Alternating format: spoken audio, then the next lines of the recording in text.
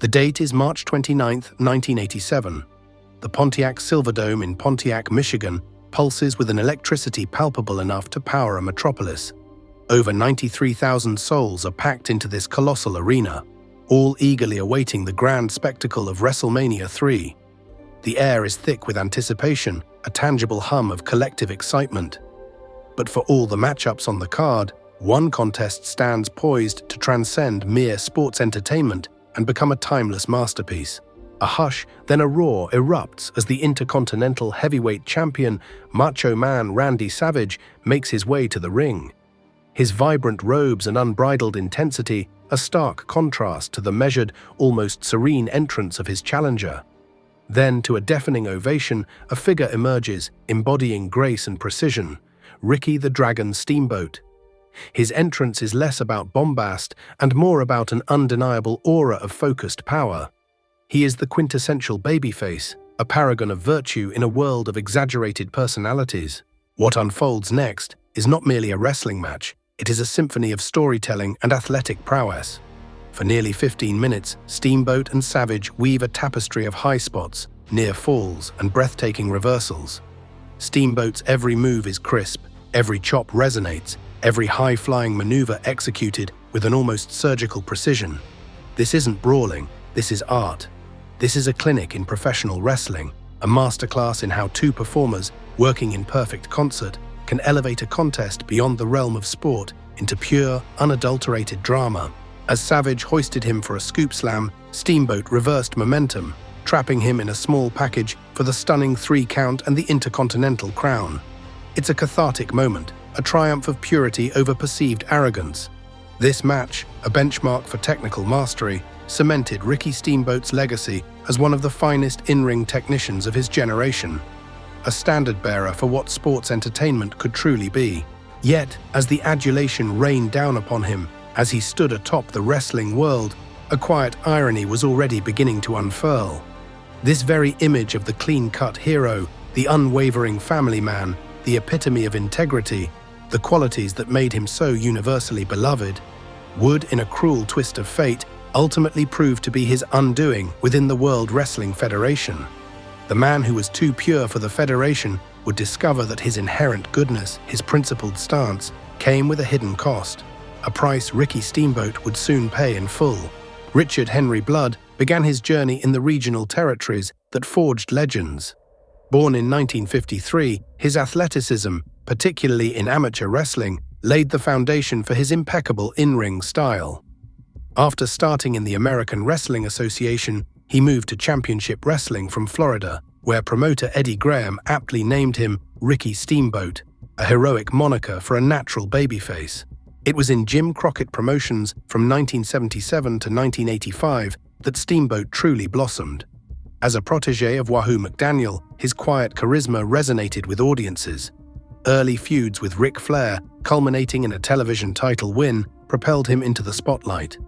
Over 8 years, he became a cornerstone, capturing 3 United States Heavyweight Championships and 6 World Tag Team Championships with Jay Youngblood.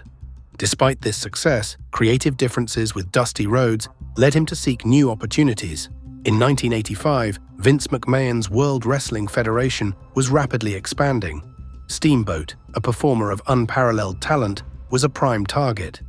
Upon joining, his traditional look was replaced by a keikogi and long tights, and the Dragon nickname, alluding to his Asian heritage and fiery style, was firmly established. Steamboat made an immediate impact. He defeated Matt Bourne at the inaugural WrestleMania.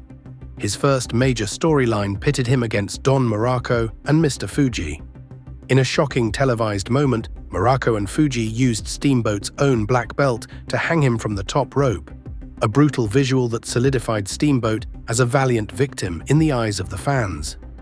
His eventual triumphs brought catharsis, further endearing him to the audience. The Wrestling Classic tournament later that year saw Steamboat face Randy Savage, foreshadowing their iconic future. Though Savage controversially won with brass knuckles, the seed for a momentous rivalry was planted. This led to his infamous feud with Jake the Snake Roberts. Their rivalry ignited dramatically on Saturday night's main event in May 1986.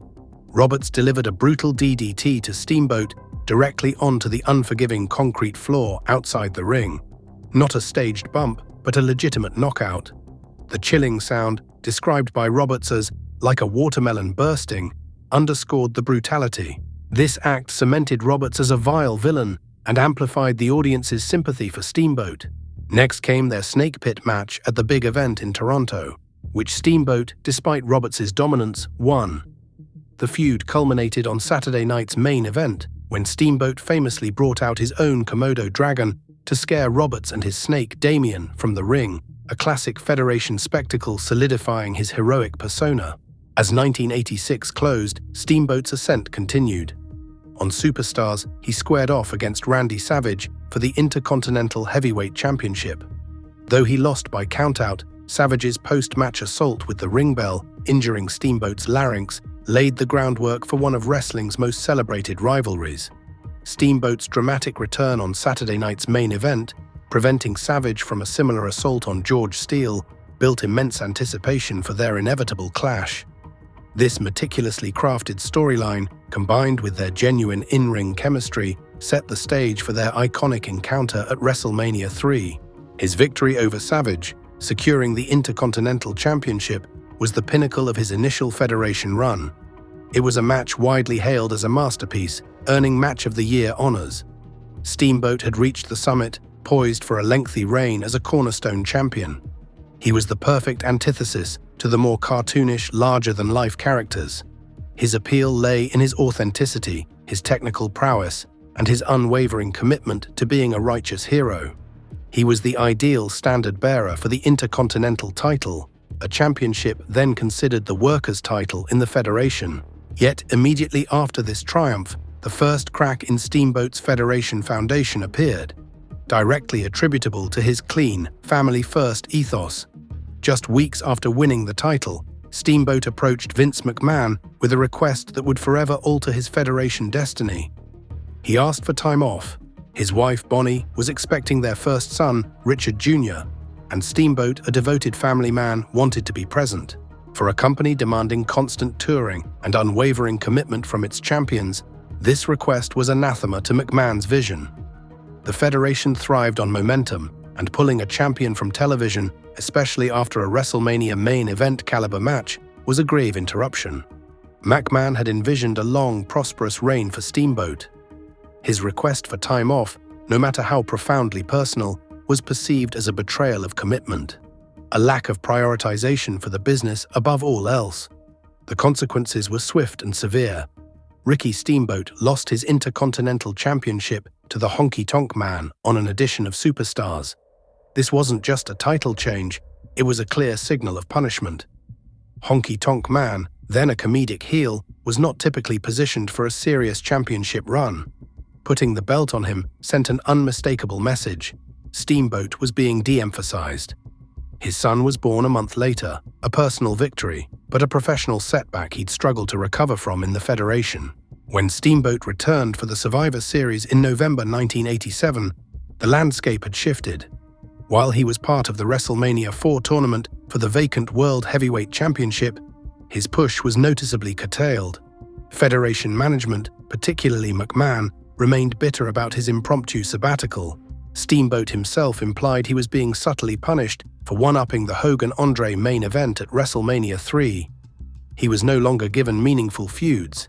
His defeat to Greg Valentine in the first round of the WrestleMania IV tournament was a far cry from the spotlight he'd commanded a year prior. Though television segments suggested a feud with Valentine, Steamboat quietly departed the Federation shortly thereafter in 1988. His commitment to his family, admirable and principled, had indeed cost him his prime spot within the Federation's burgeoning empire. Steamboat's identity as the cleanest wrestler extended beyond family values to his unwavering babyface persona. He was the consummate hero, morally upright, never cheating, always fighting honorably.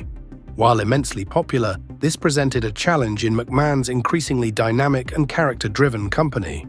McMahon favored wrestlers who could seamlessly transition between hero and villain, capable of generating heat through morally ambiguous actions. Steamboat, by his own admission, was a consummate babyface. He even approached Pat Patterson about working as a masked heel. a concept Patterson dismissed, recognizing Steamboat's inherent goodness as a draw. Steamboat was effectively trapped in a single creative role at a time when versatility was becoming essential for career longevity. The company was moving towards more flamboyant characters and edgier storylines. Steamboat's traditional, honorable approach, while respected, was perhaps seen as less commercially viable in this new environment. After his initial departure from the Federation, Steamboat found renewed success in World Championship Wrestling, making a stunning comeback and winning the World Heavyweight Championship from Ric Flair at Chi-Town Rumble. His series of matches against Flair in 1989 are considered some of the greatest of all time. However, a contract dispute led to another departure from the company later that year. His 1991 return to the Federation, billed as the Dragon with fire-breathing vignettes, was peculiar. Despite his past success, he was largely presented as a brand-new talent. While undefeated on television, his run was brief. Rumors persist that Steamboat was slated to be squashed by The Undertaker and chose to quit rather than lose, highlighting a clash between his reputation and Federation's booking philosophy.